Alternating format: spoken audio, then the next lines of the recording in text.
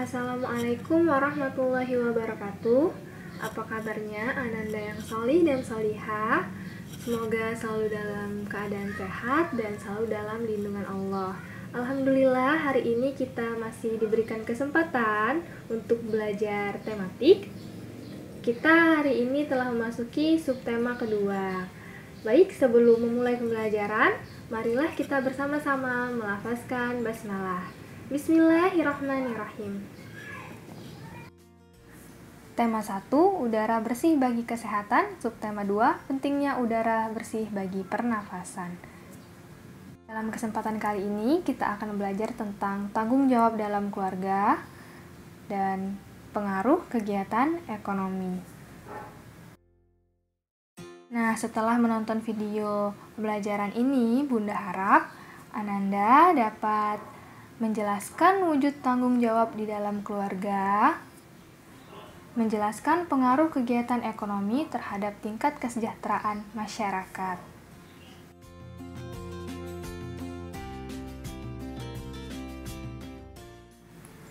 Nah, apakah Ananda suka membaca cerpen? Jika suka, mari kita membaca sebuah cerpen tentang tanggung jawab dalam keluarga. Tanggung Jawab Ade oleh Gusti Nur. Sebenarnya, Ade tahu dan mengerti. Setiap hari, Kak Nina selalu membantu ibu menyiapkan makanan untuk dijual, mengantarkan ke warung-warung dengan mengendarai sepeda sebelum pergi ke sekolah. Ade juga tahu, Kak Nina sering terlambat tiba di sekolah karenanya. Tetapi, anehnya, Kak Nina tidak pernah tertinggal pelajarannya. Kak Nina di rumah selalu mengulang pelajaran yang diberikan di sekolah. Dan rasa-rasanya, Kak Nina adalah orang yang paling baik di rumah ini. Dan Ade tidak pernah merasa iri bila Kak Nina dibelikan sesuatu sedang dia sendiri tidak. Tetapi sekarang ini, pagi hari ini, Ade bersungut-sungut. Kak Nina sakit. Berarti tidak berangkat ke sekolah dan tidak ada yang mengantarkan dagangan ke warung-warung. Ibu sudah lama tidak bisa pergi kemana-mana karena mudah sakit kepala. Satu-satunya yang bisa diharapkan adalah Ade. Apa Ade tidak ingin membantu ibu? Sekali ini saja, selagi kakakmu sakit deh. Ibu berkata dengan penuh harap. Ade hari ini ada ulangan, Bu. Harus berangkat lebih awal. Semalam tidak sempat banyak belajar. Jawab Ade sambil menyiapkan buku-bukunya. Wajahnya tampak cemberut. Ibu menarik napas panjang mendengar alasan yang diberikan Ade. Kalau sudah demikian, mau apa lagi? Biarlah saya sendiri saja, Bu. Rasanya kepala saya sudah tidak pening lagi. Seru Kak Nina dari dalam kamar. Mendengar suara Kak Nina, ibu lalu meninggalkan Ade yang masih berwajah cemberut. Betul kau sudah sehat, Nina. Ibu khawatir nanti malah tambah sakitmu, kata ibu. Kak Nina bangkit perlahan dari tempat tidurnya, lalu pergi ke kamar mandi. Ibu hanya mengawasi dari belakang sambil menggendong adiknya yang masih bayi. Kenapa tidak kau bilang dari tadi kalau badanmu tidak sehat, Nin? Kalau saja kau bilang selagi bapak belum berangkat, pasti bapakmu yang mengantarkan kue-kue dagangan kita ini, bisik ibu.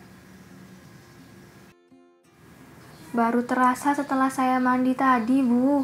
Mulanya tak terasa apa-apa. Mungkin sebentar juga sembuh, Bu. Jawab Nina sambil terus berpakaian. Ade berangkat tergesa-gesa. Ada ulangan. Begitu alasan yang disampaikannya untuk menolak tugas yang biasa dilakukan Kak Nina. Padahal, ia tidak langsung menuju ke sekolah. Karena di sekolah pada waktu sepagi itu masih sepi. Bahkan mungkin gerbangnya belum dibuka. Dan sebenarnya pula tidak ada ulangan. Ade sengaja menolak tugas itu karena malu. Ia tidak mau teman-temannya melihatnya naik sepeda sambil membawa keranjang kue-kue. Ia tidak mau dikata-katai teman-teman seperti yang dialami Alip yang mengantarkan koran tiap pagi itu. Hari masih pagi benar. Ade tidak tahu akan kemana tujuannya pada pagi itu. Apakah akan mampir ke rumah Tina? Atau Ninu? Lebih baik ke rumah Yova saja. Biasanya anak itu sudah siap pagi-pagi sekali. Aku bisa meluangkan waktu menunggu siang di rumahnya, pikir Ade. Tiba di rumah Yova, Ade ternyata harus menunggu lama sekali. Yova masih berjalan-jalan bersama adiknya yang masih kecil. Mama Yova sedang menata meja makan untuk sarapan papanya. Kakak Yova sedang mengepel lantai. Papa Yova sedang mencuci mobil. Bi Ici sedang membantu mempersiapkan makanan di dapur. Dan Ade merasa jengah menunggu di teras. Tunggu sebentar deh. Yova cuma mengajak jalan-jalan Vina menghirup embun pagi. Tak lama lagi dia pasti kembali. Dia juga sudah siap akan berangkat, kata Papa Yova mencoba menenteramkan kegundahan Ade yang sedang menunggu itu. Tetapi yang dikatakan oleh Papa Yova itu ternyata lama sekali bagi Ade. Jam dinding di rumah Yova menunjukkan pukul 6 lebih 10 menit. Jarumnya bergerak perlahan. Ade semakin merasa tidak enak duduk di kursi teras. Tak lama kemudian, Bi Ici mengantarkan secangkir teh manis dengan ubi goreng. Silakan diminum, Neng Ade, Bi Ici menawarkan. Saya mau berangkat dulu, Bi, jawabnya kepada Bi Ici. Lalu kepada Papa Yova dia pamitan sambil bergegas pergi. Terima kasih, Om, saya mau berangkat saja dulu. Mau mampir ke rumah Ninu, Om. Tiba-tiba, ia gugup. Papa Yova keheranan, demikian pula Bi Ici. Mereka heran melihat Ade tiba-tiba pergi dan melangkah lebar-lebar meninggalkan rumah itu. Semua orang sibuk, semua orang bekerja, semuanya tanpa kecuali. Kak Nina juga, padahal Kak Nina sedang sakit. Karena tanggung jawabnya sebagai anak tertua dan juga karena rasa sayangnya kepada keluarga, Kak Nina berpayah-payah pergi mengantar kue. Padahal Kak Nina sakit. Bagaimana kalau sakitnya bertambah parah? Bagaimana kalau Kak Nina jatuh dari sepeda? Bagaimana kalau Kak Nina jatuh dari sepeda karena kepalanya pening? Bagaimana kalau sampai... Ade seperti ingin menangis selama perjalanan menuju sekolah. Hatinya begitu gundah. Ia tak jadi ke rumah Ninu. Sekolah masih sepi. Baru beberapa anak saja yang datang. Selama pelajaran berlangsung, Ade tidak bisa memusatkan perhatiannya kepada pelajaran. Beberapa kali ditegur Pak Adi karena melamun. Ia ingin segera pulang, ingin segera menjenguk Kak Nina. Mungkin Kak Nina tambah parah sakitnya.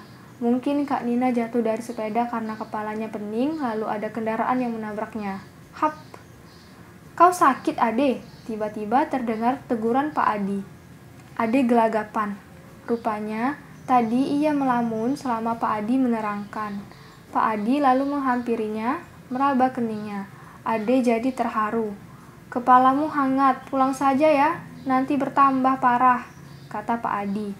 Ade menurut. Ia bergegas meninggalkan sekolah. Ade berjalan dengan setengah berlari, agar secepat mungkin bisa tiba di rumah melihat Kak Nina. Dengan tergopoh-gopoh, ia masuki rumah. Ibu sampai keheranan melihat sikapnya, langsung menuju ke kamar Kak Nina, dan Kak Nina terbaring di pembaringannya. Ade seperti ingin menubruk kakaknya yang sedang terbaring itu. Kak Nina jadi terheran-heran dibuatnya. Ada apa, Deh? Kenapa kau tiba-tiba begini? Tanya Kak Nina.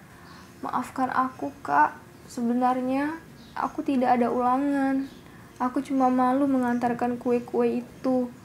Ade langsung saja menangis. Suaranya jadi tidak jelas terdengar. Sudahlah, jangan menangis. Yang penting kau sudah menyadari kesalahanmu dan tak akan mengulanginya lagi. Untuk kali ini tak apa-apa. Kakak memaafkanmu, Deh. Lembut suara Kak Nina menyejukkan hati Ade, mengobati rasa sesalnya agar tidak berkepanjangan. Dan keesokan harinya, Kak Nina masih sakit. Ade benar-benar melaksanakan apa yang dijanjikannya kepada kakaknya. Tanpa ragu lagi, Ade menjinjing keranjang kue-kue. Dengan sepeda, ia berkeliling mengantar kue-kue itu ke warung-warung. Tak ada yang mengejek, tak ada yang menggoda, tak ada rasa malu. Yang ada adalah rasa tanggung jawab yang besar. Nah, pada cerpen Tanggung Jawab Ade, Ibu Ade mempunyai usaha makanan untuk dijual ke warung-warung. Dari usaha makanan itu, tentunya Ibu Ade akan memperoleh keuntungan. Keuntungan inilah yang akan menjadi tambahan penghasilan bagi keluarga Ade. Usaha yang dilakukan Ibu Ade tersebut merupakan contoh kegiatan ekonomi yang diharapkan dapat meningkatkan kesejahteraan keluarga Ade. Supaya lebih jelas, mari kita pelajari bersama. Pengaruh kegiatan ekonomi terhadap kesejahteraan masyarakat. Dalam kehidupan sehari-hari, kita tidak lepas dari kegiatan ekonomi. Apa sajakah kegiatan ekonomi yang dilakukan sehari-hari? Kegiatan ekonomi meliputi kegiatan produksi, distribusi, dan konsumsi. Ketiga kegiatan ekonomi ini saling berkaitan satu sama lain. Produksi. Apa itu produksi? Amatilah kegiatan ekonomi perajin gerabah ini. Seorang perajin akan mencari tanah liat sebagai bahan baku. Tanah liat ini diolah menjadi berbagai bentuk, misalnya gerabah. Gerabah yang sudah dibuat akan dijemur, kemudian dibakar. Proses akhir gerabah tersebut diwarnai, kemudian dijual kepada konsumen. Dari ilustrasi tersebut, dapat dikatakan seorang perajin telah melakukan kegiatan produksi. Jadi, produksi adalah kegiatan menghasilkan barang dalam rangka memenuhi kebutuhan hidup. Orang yang melakukan kegiatan produksi disebut produsen. Kegiatan produksi berpengaruh terhadap kesejahteraan pemilik sumber daya ekonomi dan produsen. Bagi pemilik sumber daya ekonomi, adanya proses produksi memungkinkannya memperoleh balas jasa. Balas jasa ini berupa sewa, bunga modal, ataupun gaji. Dengan balas jasa ini, pemilik sumber daya ekonomi dapat memenuhi kebutuhan hidup secara memuaskan. Distribusi. Setiap hari, kamu makan dan menggunakan pakaian. Bahan makanan tersebut dihasilkan di suatu daerah tertentu. Pakaian juga diproduksi di daerah tertentu. Untuk mendatangkan bahan makanan dan pakaian diperlukan kegiatan penyaluran. Kegiatan inilah yang disebut distribusi. Jadi, distribusi adalah kegiatan menyalurkan hasil produksi dari produsen ke konsumen. Orang yang melakukan kegiatan ini disebut distributor. Konsumsi. Perhatikan aktivitas teman sekolah ketika waktu istirahat. Ada yang jajan di kantin, ada pula yang makan bekal dari rumah. Jajan di kantin dan makan bekal termasuk kegiatan konsumsi. Tidak hanya menghabiskan barang, kegiatan yang dapat mengurangi nilai guna barang juga termasuk kegiatan konsumsi. Misalnya, kamu mengenakan seragam dan sepatu ketika sekolah. Konsumsi juga diartikan kegiatan menghabiskan atau mengurangi nilai guna barang dan jasa untuk memenuhi kebutuhan hidup. Orang yang melakukan kegiatan konsumsi ini disebut konsumen. Nah, itu saja yang dapat Bunda sampaikan. Semoga dapat Ananda mengerti dan pahami. Semoga bermanfaat. Sebelum mengakhiri pembelajaran kita hari ini, marilah kita sama-sama melafazkan lafaz hamdalah. Alhamdulillahirabbil alamin. Bunda akhiri. Wassalamualaikum warahmatullahi wabarakatuh. Sampai bertemu di video selanjutnya. Bye.